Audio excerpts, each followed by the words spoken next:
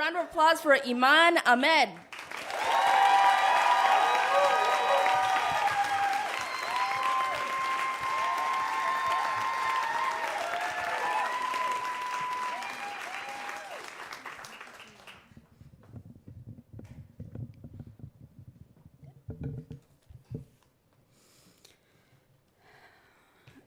So I'm standing in the parking lot of a mosque in Long Island, and I'm watching my mom debate taking 1 or 2 blood pressure pills.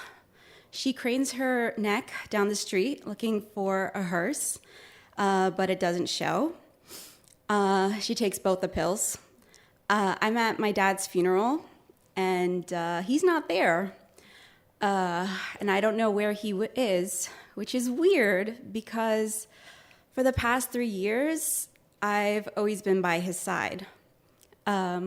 My daddy had polycythemia vera. It's a type of blood cancer where your body makes too many red blood cells and your blood can clot. He struggled with his illness for way more years than his doctors expected. I didn't realize how bad it was until one day I came home from a fashion magazine internship, and I walked down the hallway, my stilettos click-clacking down the hall, and I found him, my protector in this life, who taught me how to box and who held my hand when I crossed the street. He was lying on the kitchen floor, unable to get up. And seeing him like that, so defenseless and alone, it traumatized me. So I exchanged my high heels for sneakers, and at 23, I became his caregiver. On the days when we didn't go to the hematologist and remove like a half liter of his blood, we'd go take walks. And I would walk behind him like a paranoid shadow, waiting to catch his thin frame if he fell. And when it was too cold out, we'd go to the gym, and I'd strap his feet into the bike pedal and give him some space. And I'd go walk on the treadmill, but I had to choose the one with the mirror in front of it so that I could watch him behind me. My neighbors, especially the elderly ones, told my dad he was so lucky to have such a good daughter. And that was something I wrapped myself with, that title. It was hard, especially when I saw my friends get married and go to grad school, their lives moving forward while I stood still. I couldn't take the looks of like pity on their faces, so I avoided contact with them and just saw them less and less and went out less and less.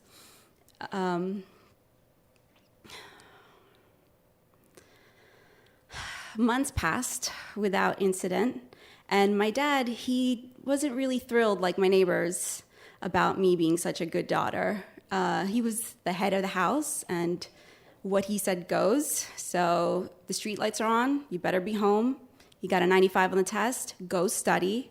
Skirt too short, don't even think about going. He was a social, charismatic guy, and he had this thick head of gray, fluffy hair that women would literally stop him on the street to touch. And me following behind him was kind of cramping his style. This life isn't really what he wanted for me. There was like a power shift that happened because he was always in control. But as he got sicker, he didn't really want to accept his decline. There were canes and walkers in my house that just went untouched in the closet. So I became even more paranoid. And I realized there were so many things that I had taken for granted, like playing music on my headphones, or closing my bedroom door, or just leaving him alone. Months passed without incident, and I kind of just like was fed up watching All in the Family reruns on Tuesday afternoons. So I got a part-time job at a real estate company as a receptionist.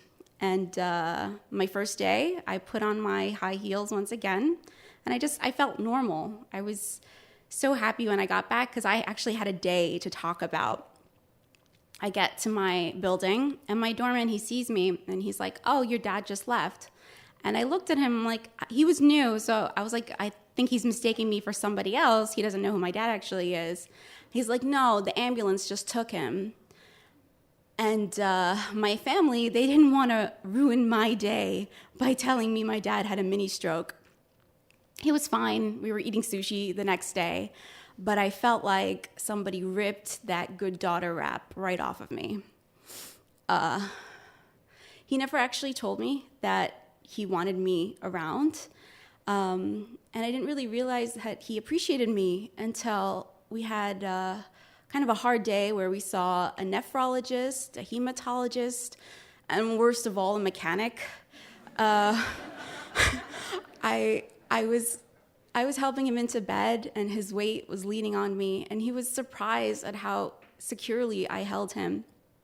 I was pulling up the comforter over him, and he looks at me and he says, "Iman, you're strong." And I knew in that moment that he appreciated that I was there. I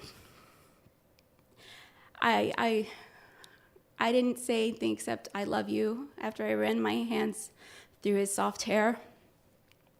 2 more years had passed, and we kept taking walks and going to the gym and watching Archie Bunker berate the meathead, until one day, a few months before my 26th birthday, my dad fell, and I wasn't there to catch him. He was in a coma for 3 weeks, and my family, we broke up the day into shifts, and I took the night shift. So I would put my headphones in his ear and play Frank Sinatra's "My Way," which was his favorite song, hoping the lyrics would wake him up. It didn't work. And the doctors, they called the time of death at 7:52 a.m. And at 7:53, the countdown for his funeral began because Muslims have to be buried the same day they die. The hospital didn't really understand the urgency of the situation, and I really didn't either, until my mom looked at my dad and was like, "Don't let him be put in the fridge." And I knew that it didn't matter that we didn't plan. He had to be buried today. This had to get done. Muslim funerals 101. Don't wait till your dad dies to plan the funeral. So what do you need for a funeral? You need a Muslim funeral home to prepare the body for burial. You need a Muslim cemetery space to be buried in. You need friends who will pray for your dad and to hug you when you cry. So we spent time just trying to get all these things done. And 8 hours later, there I am back in the parking lot. No idea where my dad is, calling the driver, calls going straight to voicemail, and my mom and I are just like heartbroken. I'm watching her with these blood pressure pills, and I have no idea where my dad is in the 60 miles between my Queens apartment and the only Muslim cemetery in New York. And he has to be buried today, but it turns out that cemeteries have hours of operation, and the cemetery closes at 5. It's 4 o'clock. And the cemetery director is like, I think we need to do this another day. And just one look at my mom, I knew she couldn't take another day of burying her husband of 30 years. So I tell her, you know what, we're on the way. We're like so close. And I guess I'm not a good liar, because she's like, I think we need to cancel your father's funeral. And I'm like, no, before you do that, I will pay $500 to keep the men there who will bury my father another hour. And she talks to them, and they agree to my bribe. And the hearse finally arrives. And after a quick service where I pray that everything works out in my father's favor when he meets his maker, we head over to the cemetery. And the call to prayer, the same one that he whispered in my ear when I was born, is being recited. And once again, for one last time, I'm walking behind my dad.